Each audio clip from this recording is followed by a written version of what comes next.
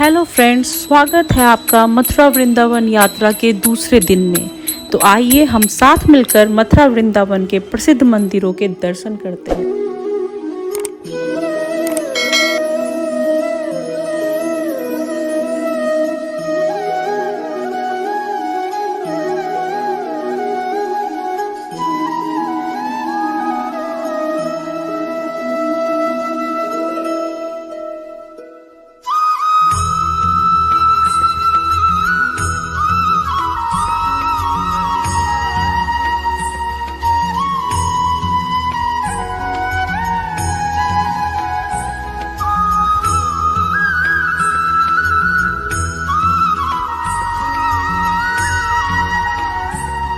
Friends, Vrindavan में सुबह सुबह हमने दर्शन किए प्रमुख दर्शनीय मंदिर श्री बांके बिहारी जी का।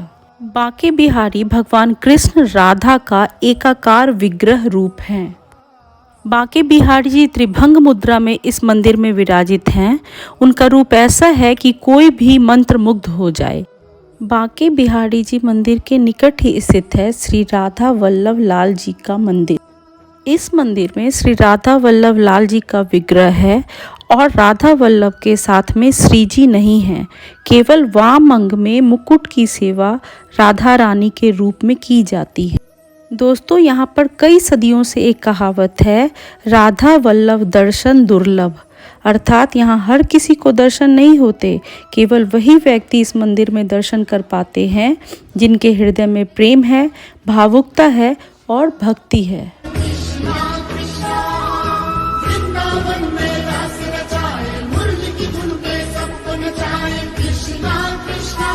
फ्रेंड्स, वृंदावन अपनी मिठाइयों और चटपटे व्यंजनों के लिए भी बहुत प्रसिद्ध है। आपको यहाँ की मिठाइयाँ और साथ ही साथ आलू टिक्की, बेडमी पूड़ी जरूर ट्राई करनी चाहिए।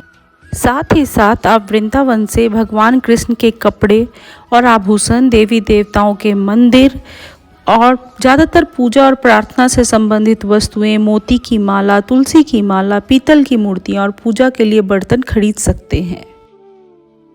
वृंदावन की कुंज गलियों से गुजरते हुए हम पहुंचे साहजी टेम्पल में, जो अपनी अनूठी वास्तुकला के लिए जाना जाता है। शाहजी मंदिर के प्रमुख देवता राधा कृष्ण हैं। उन्हें प्यार से छोटे राधा रमन कहा जाता है।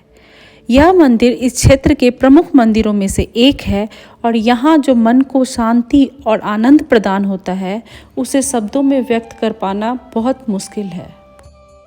वृंदावन वो जगह है जहाँ श्री कृष्ण ने महारास किया था। यहाँ के कण कण में राधा कृष्ण के प्रेम की आध्यात्मिक धारा बहती है और श्री कृष्ण की रास लीलाओं की गाथाओं की झलक देखने के लिए हम निधिवन पहुँचे। निधिवन के बारे में आज भी एक रहस्यमय गाथा चली आ रही है। माना जाता है कि इस अद्भुत वन में श्री कृष्ण आज भी आधी रात को राधा और गोपियों के साथ रास लीला करते हैं। निधिवन की खासियत यहाँ के तुलसी के पेड़ हैं, जो कि जोड़े में लगे हुए हैं। इसके पीछे मान्यता है कि जब राधा संग कृष्ण वन में रास रचाते हैं तो ये जोड़ेदार पौधे गोपियाँ बन जाती हैं। और सामने है ललिता कुंड, जिसके बारे में मान्यता है कि एक बार भगवान श्री कृष्ण राधा जी और सखियों के साथ रास रचा रहे थे तो राधा जी की प्रमुख सखी विशाखा यानी ललिता को प्यास लगी। पीने के पानी की व्यवस्था न देख भगवान श्री कृष्ण ने वंशी से इस कुंड की खुदाई की और इससे निकले पानी को पीकर विशाखा ने प्यास बुझाई। निधिवन के अंदर ही रंग महल है। प्रतिदिन मंदिर के अंदर स्थित रंग महल में राधा कृष्ण का पलंग लगा दिया जाता है और पूरा रंग महल सजा दिया जाता है तथा राधा जी के श्रृंगार का सामान रख के मंदिर के दरवाजे बंद कर दिए जाते हैं। और जब प्रातः दरवाजे खुलते हैं तो सारा सामान अस्त व्यस्त मिलता है। मान्यता है कि रात्रि में राधा कृष्ण आकर इस सामान का उपयोग करते हैं। हालांकि शाम के बाद यह मंदिर बंद हो जाता है और यह भी कहा जाता है कि अगर कोई यहाँ छुपकर रासलीला देखता है तो वह अगले दिन पागल हो जाता है। निधिवन के अंदर ही स्थित है बंसी चोर राधा रानी का मंदिर।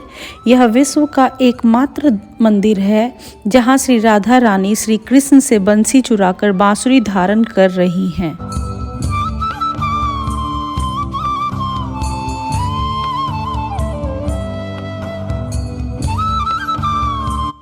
दोस्तों, निधिवन से कुछ ही दूरी पर स्थित है श्री राधा रमन मंदिर, जो भगवान श्री कृष्ण को समर्पित है, जिन्हें राधा रमन के नाम से भी जाना जाता है।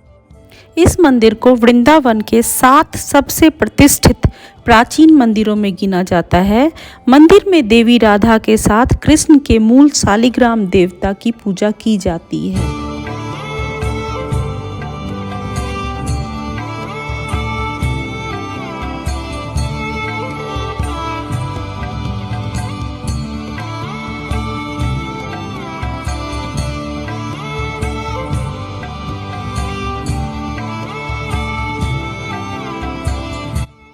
फ्रेंड्स, वृंदावन की प्रमुख मंदिरों के दर्शन के पश्चात हम चल पड़े बरसाना की ओर। राधा रानी की बाल लीला स्थली बरसाना ब्रज भूमि का हृदय है। यह दिल्ली आगरा राजमार्ग पर स्थित कोसी कला से 7 किलोमीटर और मथुरा से वाया गोवर्धन 47 किलोमीटर की दूरी पर स्थित है। यहाँ राधा रानी का विशाल मंदिर है, जिसे लाडली महल के नाम से जाना जाता है। इस मंदिर में दर्शन के लिए 250 सीढ़ियां चढ़नी पड़ती हैं।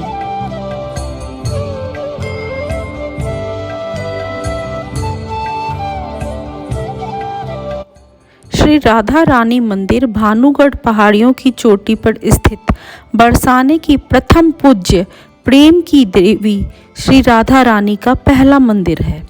बरसाना राधा रानी की जन्मस्थली है और वहाँ के लोग उन्हें प्रेम से लाडली जी और श्री जी पुकारते हैं।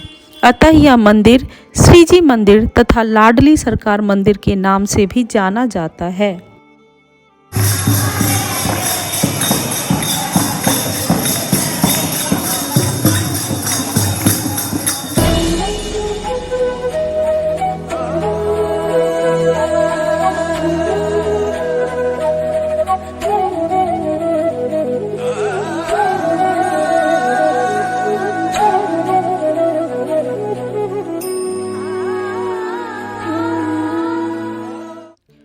दोस्तों, बरसाने मंदिर की 200 सीढ़ियाँ उतरने के बाद हमने वहीं पास में स्थित एक दुकान से वहाँ की फेमस लस्सी ट्राई किया, जिसका स्वाद लाजवाब था। आपको भी ज़रूर ट्राई करना चाहिए।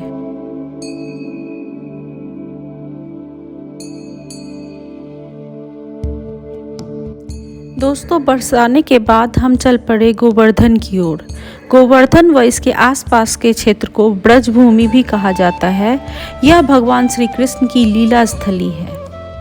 यहीं पर भगवान श्री कृष्ण ने द्वापर युग में ब्रजवासियों को इंद्र के प्रकोप से बचाने के लिए गोवर्धन पर्वत अपनी कनिष्ठा उंगली पर उठाया था। गोवर्धन पर्वत को भक्तजन गिरिराज जी भी कहते हैं। दूर दूर से भक्तजन गिरिराज जी की परिक्रमा करने के लिए आते हैं। यह 7 कोस की परिक्रमा लगभग 21 किलोमीटर की है। श्री गिरिराज जी मंदिर के पार्किंग के पास अपनी गाड़ी पार्क करके आप यह परिक्रमा पैदल या ई-रिक्शा से कर सकते हैं। इस परिक्रमा के दौरान हमने कुछ मुख्य स्थलों के दर्शन किए, जिसमें एक है मानसी गंगा। भगवान श्री कृष्ण के मन से उत्पन्न मानसी गंगा को समस्त पापों का नाश कर मोक्षदायिनी बताया जाता है। गोवर्धन परिक्रमा मार्ग पर ही गोवर्धन से लगभग 2 किलोमीटर दूर राधा घाट के पास है ऐतिहासिक कुसुम सरोवर, जो 450 फीट लंबा है और 60 फीट गहरा है। ऐसी मान्यता है कि भगवान कृष्ण राधा जी से छिप छिप कर कुसुम सरोवर पर ही मिला करते थे। एक समय राधा रानी और सारी सखियां भगवान कृष्ण के लिए फूल चुनने कुसुम सरोवर गोवर्धन ही जाया करती थीं। दोस्तों, गोवर्धन में राधा कुंड में दर्शन करने के बाद हम चल पड़े मथुरा की ओर। मथुरा के खूबसूरत होली गेट से होते हुए हम पहुंचे द्वारकाधीश मंदिर। द्वारकाधीश मंदिर मथुरा के सबसे पुराने और अत्यधिक पूजनीय मंदिरों में से एक है। राजस्थानी शैली का प्रवेश द्वार, कृष्ण के जीवन को दर्शाने वाली पेंटिंग और मंदिर की आश्चर्यजनक वास्तुकला आपको कृष्ण की भक्ति में खो जाने के लिए मजबूर करने के लिए पर्याप्त है। श्री द्वारकाधीश मंदिर के पास ही स्थित है विश्राम घाट, जिसके बारे में कहा जाता है कि यह वही स्थान है जहां भगवान कृष्ण ने कंस को मारने के बाद विश्राम किया था। ऐसा प्रतीत भी होता है क्योंकि कंस का किला पास में ही स्थित। यहाँ आप यमुना जी की संध्या आरती में शामिल हो सकते हैं और साथ ही साथ नौका विहार भी कर सकते हैं।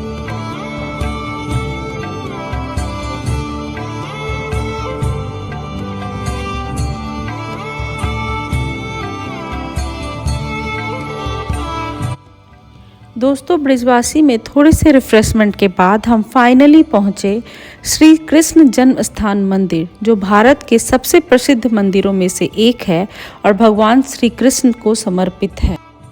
फ्रेंड्स, मंदिर परिसर में कैमरा और मोबाइल ले जाना अलाउड नहीं है, आप पास ही लॉकर में उसको जमा करवा सकते हैं। यह मंदिर परिसर सबसे अधिक पूजनीय है जो उस कारागार के आसपास बना है जहां देवकी और वासुदेव जी के पुत्र के रूप में भगवान श्री कृष्ण का जन्म हुआ था।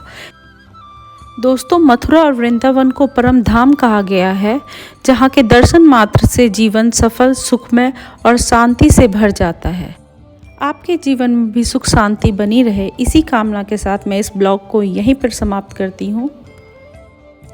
आपको ये वीडियो कैसा लगा प्लीज़ कमेंट सेक्शन में बताइए और यात्रा संबंधी कोई भी जानकारी प्राप्त करने के लिए प्लीज़ कमेंट कीजिए।